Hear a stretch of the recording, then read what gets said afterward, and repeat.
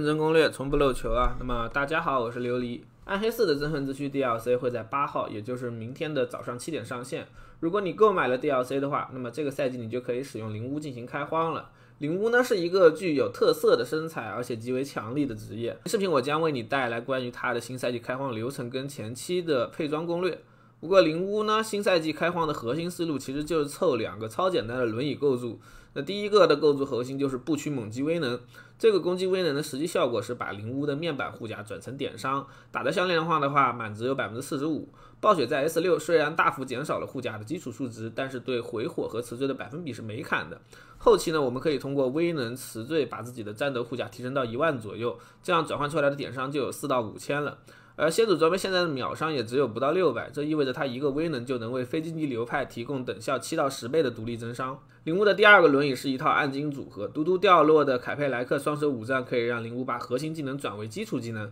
享受到基础技能的各种强力威能增益，同时还能让灵巫在满能的时候消耗所有能量，释放一次牛逼的核心技能打击。配合格里高列掉的暗金戒指午夜阳环，我们还能通过暴击把过去2秒的耗能比例返还，从而实现无限能量、无限重击的循环。就跟暗黑3法师的奥运一样，这2个轮椅配置还能组合在一起，让灵巫通过简单的构筑达成100倍增伤。所以实际上呢，灵巫的开荒简单点聊就是怎么效率开荒刷 BOSS 凑轮椅的过程。当然，你想要在正师傅轻松上手灵巫的话，一个稳定的网络环境就非常重要了。这里琉璃推荐你使用悠悠加速器啊，作为老牌大厂的产品，悠悠有着各种黑科技加持，对暗黑4的加速一直是稳定高效的。如果你是大学生的话，现在还有专属的优惠，在 PC 端点击大学生优惠就能用非常便宜的价格获得加速时长了。如果你之前没用过，担心不好用的话，也可以在优惠兑换这里输入口令码琉璃离来得到免费的加速时长。试用之后觉得适合自己再购买。除了加速游戏之外呢，悠悠它本身还内置了各种实用的工具连接啊，包括等下我们要提到的技能加点模拟，还有暗黑4的地图等等，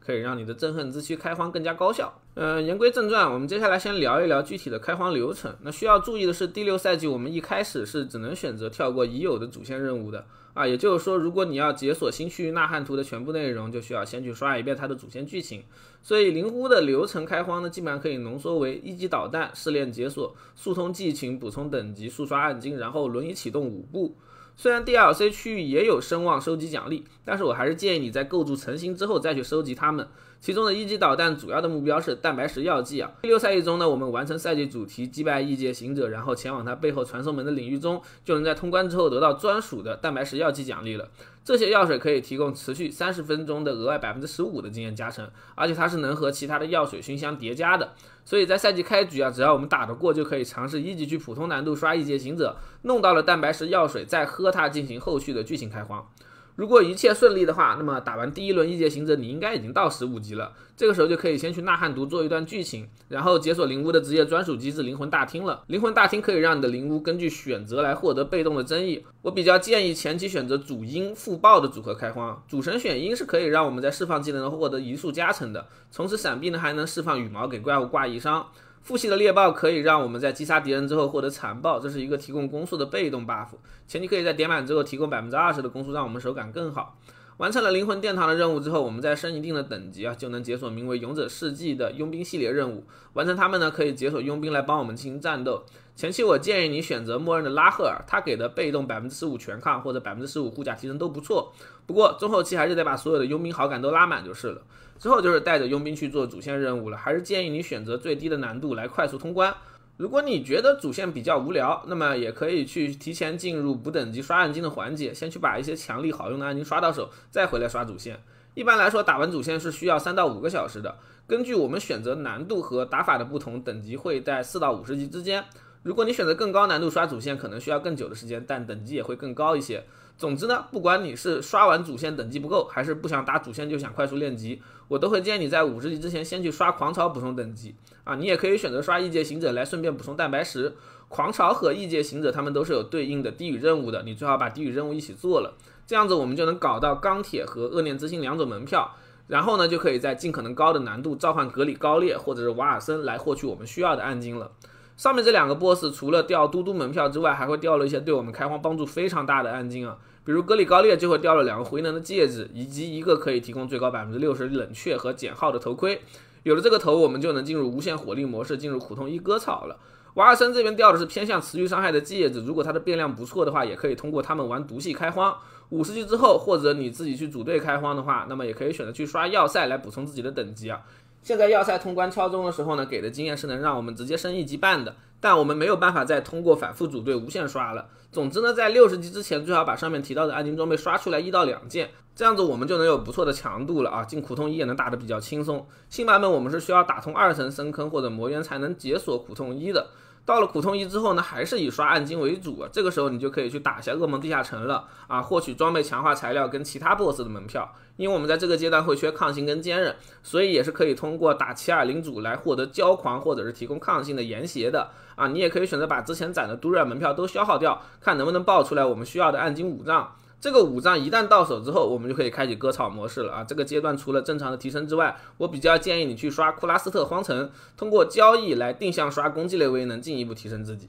那接下来是几套开荒期间的构筑分享。由于我们的轮椅构筑会大幅增强核心技能，所以开荒构筑里呢，我们也选择了以核心技能为主啊，这样你一套技能用到中后期是比较轻松的。前期的灵魂大金呢，推荐是主音加攻速，副期选择猎豹来获得残暴提升攻速。灵巫的核心技能一共是有4个的，死亡之处也能通过加点来转核心技能。这5个技能里呢，最适合开荒的分别是天鹰的核心、灵羽剑木以及巨虫的核心遮刺。这2个技能在前期都可以通过加点，让我们在前期获得非常廉价的异伤手段，同时他们的对群跟对单的表现都是很不错的。基于这2个核心技能，我们还可以衍生出下面这2套构筑。那第一套是开荒用的灵羽剑木玩法，与之配套的传奇威能是万灵归羽。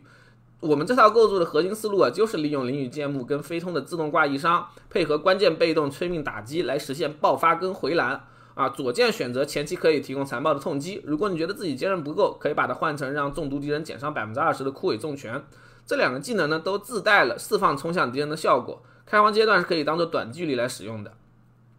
当然我们核心的输出技能还是灵羽剑木，它在贴脸的时候是可以给怪挂异伤的，配合劫掠者这个技能也能实现自动位移的效果。防御技能这边选择披甲厚皮啊，来实现全自动获得决断的效果。决断呢是灵巫的一个专属 buff， 拥有它的时候我们可以获得 20% 减伤，但挨打会损失1层决断。最后的关键技能选择猎豹系的追猎者，这个技能开启之后，我们杀怪有几率重置它的冷却，它本身的输出是不错的，还能增幅我们的攻速和提供斩杀。那使用这套玩法开荒的话，我建议你 BOSS 先打格里高列，这个 BOSS 掉了2个回能戒指，对我们的帮助都不错。如果运气好，他掉了忠诚头，你就可以去转纯阴玩法了。那这时候就需要把灵魂大厅的2个技能都换成阴系啊，技能方面也要把终极技能给换成寻迹者，利用忠诚头的高领退和减号，让我们实现无限丢灵羽剑木的效果啊。这个时候如果有不屈猛击威能的话，你可以把左键换成星星来触发它，然后猛堆护甲就能割草苦痛难度了。啊，这个时候呢，你就需要开始去刷嘟嘟搞暗金5杖了。而上一套灵羽剑木的构筑的表现呢是爆发高打得快，那下面这一套以遮刺为核心的构筑特就是全自动了，不过它是需要2个相关威能才能流畅启动的啊，但这2个威能本身都有低保就是了。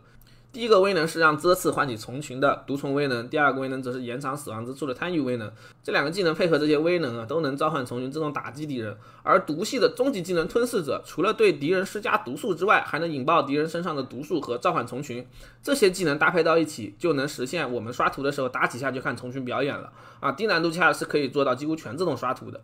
那如果你使用这一套玩法开荒的话，除了格里高列呢，瓦尔森也最好多打几次，它是可以掉落巨虫天鹰暗金戒指的，这枚戒指可以自动召唤虫群，在低难度开荒的时候甚至可以让我们全自动打怪。不过格里高列也是需要打的，他掉的暗金戒指对魂能帮助也不错。而如果你刷格里高列掉了忠诚头，那么就可以是去转纯毒进行游玩了，思路跟我们前面提到的纯阴差不多。不同的是呢，纯毒因为有了大量减耗，我们可以考虑把死亡之处提前转成核心技能来效率输出，不过这就要看你的能量循环跟不跟得上了。